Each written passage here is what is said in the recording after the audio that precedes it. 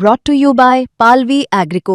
आता शेतीसाठी जे काही लागणार ते घरपोच मिळणार, तेही मोबाईलच्या एका क्लिकवर। ईव्हीएम मध्ये मशीन मध्ये माझं नाव नसल्यामुळे माझ्यावर अन्याय झालेला आहे। बैलेट 3 हो गया, देखो 2 नाम गायब, अभी भी गायब है, 2 नाम अभी भी गायब है। माझं नावच गायब झालं आणि नोटाचं बटन सुद्धा गायब झालेलं दिसलं।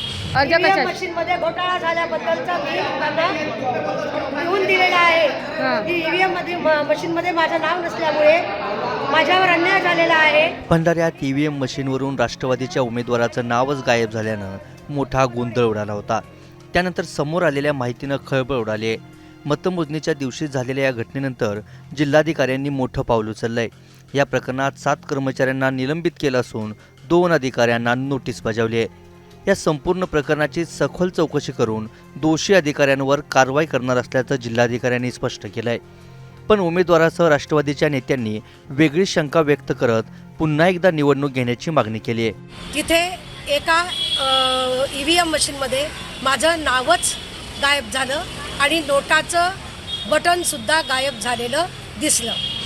त्यामुळे एका मशीनमध्ये जर हा प्रकार होऊ शकतो तर माझ्या सगळ्या 6 मशीनमध्ये गडबड झालीच असेल, कारण एकूण 7 मशीन होत्या, त्याच्यामध्ये गडबड झालीच असेल याच्यात शंका नाही।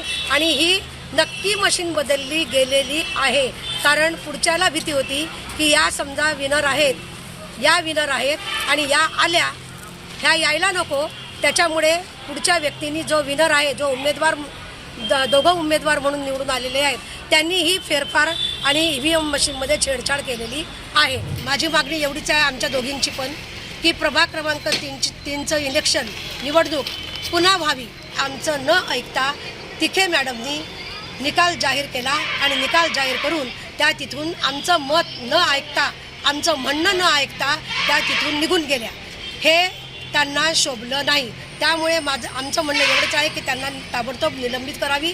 इस प्रकरण को लेके एक प्रभाग में एक पुरावा मिला करके मशीन में कुछ गड़बड़ हुई, ये हमारी शंका है और खातरी भी है, पर वैसी पोजीशन पूरे भंडारा शहर के हर बूथ पे होने की संभावना है।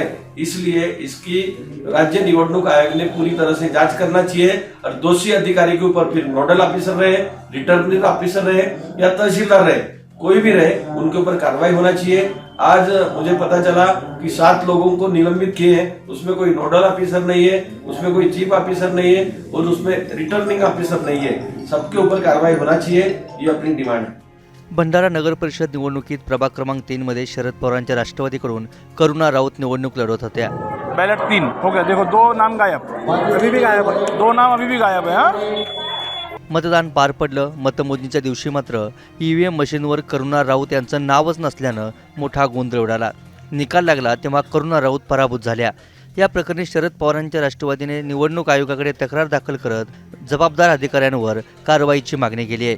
आता या प्रकरणात काय कारवाई होते ते पाहणं महत्त्वाचं ठरेल। भंडाऱ्याहून व्यंकटेश दुड्डमवारसह ब्युरो रिपोर्ट, मुंबई तक।